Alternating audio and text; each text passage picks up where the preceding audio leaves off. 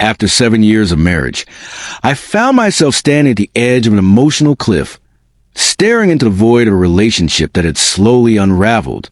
At 34, I felt the weight of neglect and emotional distance pressing down on me, a stark contrast to the love and connection Brian and I had once shared. In the beginning, he was everything I had hoped for, attentive, loving, and present. He made time for us, for me, and our life together felt like a shared journey. But as the years passed, something shifted. The man I married seemed to fade into the background, replaced by someone who was increasingly absorbed in his own world, a world dominated by video games and a growing emotional detachment. At first, I tried to rationalize it. Maybe he was stressed, or perhaps he needed some space. I told myself that relationships ebb and flow, and this was just a phase. But as the months turned into years, the distance between us grew. I would sit on the couch, trying to engage him in conversation, only to be met with half-hearted responses or complete silence as his eyes remained glued to the screen. The intimacy we once shared, the late-night talks, the shared dreams, the laughter, felt like a distant memory. I missed him, even though he was right there in the same room. I tried everything I could think of to bridge the gap. I changed my appearance, thinking maybe if I looked different, he would notice me again. I suggested date nights, weekend getaways, and even couples therapy, hoping that anything would reignite the spark between us. But nothing worked. It was like shouting into a void, my words echoing back at me with no response. I felt invisible, as if the life we had built together no longer mattered to him. The breaking point came on what was supposed to be a special night, our anniversary. I had planned everything meticulously, from the restaurant reservation to the outfit I would wear. I wanted it to be perfect, a night where we could reconnect and remember why we fell in love in the first place. But when Brian showed up late, his excuse was that he had lost track of time while playing a video game. I felt a wave of frustration and disappointment crash over me. It wasn't just about the dinner. It was about what it represented.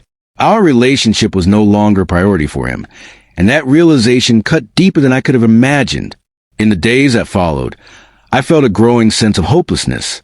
I had tried so hard to make things work, but it felt like I was the only one fighting for us. I decided to start seeing a therapist on my own, hoping that it would help me find some clarity. During one of our couples therapy sessions, I finally mustered the courage to say the words I had been dreading. I wanted a divorce. I thought that maybe, just maybe, this would be the wake-up call Brian needed. I needed him to understand how much I was hurting, how much our relationship was crumbling. But his response left me in shock. There was no emotion, no resistance, no plea to try harder. He simply nodded, as if I had suggested we order pizza instead of Chinese takeout. His calm acceptance of the end of our marriage felt like a knife to the heart. I had expected anger, sadness, even relief, anything but this detached indifference. It was as if he had already checked out of our relationship long before I had the courage to say the words. His lack of fight, his unwillingness to even try, hurt more than I could have imagined. It made me question everything, our marriage, our love, even my own worth. After he moved out, I found myself in a strange, unfamiliar place. The house felt emptier, quieter, and yet the weight of my emotions was louder than ever. I was angry at Brian for giving up so easily, angry at myself for not seeing the signs sooner, angry at the universe for letting things fall apart. But beneath the anger was a deep, aching sadness. I grieved not just for the end of our marriage, but for the loss of the future I had envisioned for us. I felt inadequate, as if I had failed in some fundamental way. Why hadn't I been enough to make him fight for us? Why hadn't I been enough to make him stay? As the weeks turned into months, I began to reflect on our relationship more deeply. I started to see patterns that I had ignored or brushed aside in the past. Brian's emotional detachment hadn't happened overnight. It had been a gradual process, one that I had been too blind or too hopeful to recognize. I realized that I had been so focused on trying to fix us, on trying to rekindle the connection we once had, that I had neglected my own needs and feelings. I had poured so much of myself into the relationship that I had lost sight of who I was outside of it. Through therapy and self-reflection, I began to understand the importance of self-love and acceptance.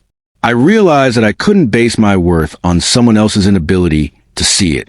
The divorce, while painful, became a turning point for me. It forced me to confront the parts of myself that I had ignored, to acknowledge my own struggles and insecurities, and take steps toward healing. I started prioritizing my own well-being, to do things that brought me joy and fulfillment. I reconnected with old friends, picked up hobbies I had abandoned, and slowly began to rebuild my sense of self. It wasn't easy. There were days when the grief felt overwhelming, when the weight of what I had lost threatened to pull me under. But with time, I began to see the divorce not just as an ending, but as a new beginning. It opened the door for me to discover who I truly was, to embrace my strengths and my flaws, and to find strength in moving forward. I learned that healing isn't linear, that it's okay to have bad days, and that self-love is a journey, not a destination. Looking back, I can see now that the end of my marriage was not a failure, but a necessary step toward finding myself again. Brian's indifference was not a reflection of my worth, but a reflection of his own struggles and limitations. I may not have all the answers, and there are still moments when the pain resurfaces, but I am learning to be kind to myself, to forgive myself for the mistakes I made, and to embrace the person I am becoming. The road ahead is still uncertain, but for the first time in a long time, I feel hopeful. I am learning to love myself, and in doing so, I am finding the strength to move forward one step at a time.